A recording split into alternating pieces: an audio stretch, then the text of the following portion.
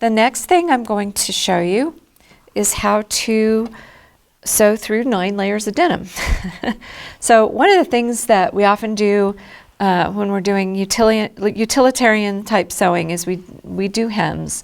Our pants don't come the right length or whatever. And if you're making a hem on jeans or on a pair of jeans, often they will have that flat felled seam on them. So we're going to create a fake flat felled seam, but first we need to set the machine up. So I'm going to go back and select stitch number 1 for this again. And this time, because my fabric's a little heavier, I'm going to change the default length of the stitch, and I'm going to increase the stitch length just a little bit. I'm going to set that to a 3.0.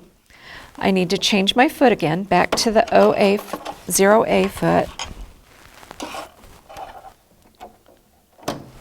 Okay, and check my tension between 4 and 5. I'm going to go ahead and move it over, and if you remember right, I changed the presser foot pressure to make it a little bit lighter for the lighter weight fabric. I'm going to move it now back to N, and then I'm going to move it down to 4, make it a little bit heavier for our heavier weight fabric. So what I'm going to do is sew a straight seam down my fabric here,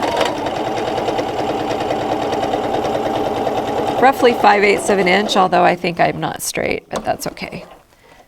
We're not judging today, right? We're not judging anybody's straight seams. So there we go. I've got my seam, and now to make my flat felled seam, I'm going to stitch down this side. Just open that up and stitch down. So this is 3 layers of denim. That's what you end up with when you have a flat felled seam. All right. So cut that thread. If I can get it in the cutter, there we go. That's me just getting in a hurry. Okay, so when we're doing a rolled hem on a pair of jeans, that's 3 layers. We're going to roll it up once. That's going to be 6 layers there in the middle. And then roll it up another time, and we've got 9. Okay, so that's a lot of denim, and it's pretty thick. I'd say that's at least between 1/2 and 1/4 inch thick. So right now, for this stitch, I'm going to go ahead and lower my foot. I'm going to suggest that we use the needle down position. So I've touched that.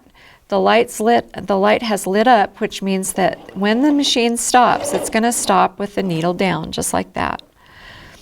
All right, so I'm going to keep sewing until my foot starts to really climb up in the front, like that. And I've got my needle down, so it's going to hold my fabric in place. This little tool comes along with your machine.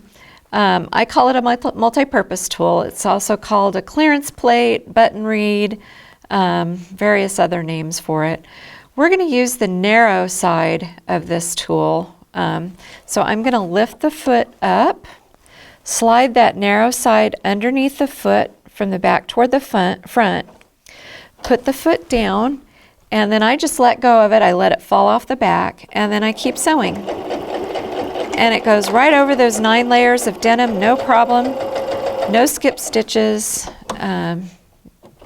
Not anything to worry about there. It looks absolutely beautiful.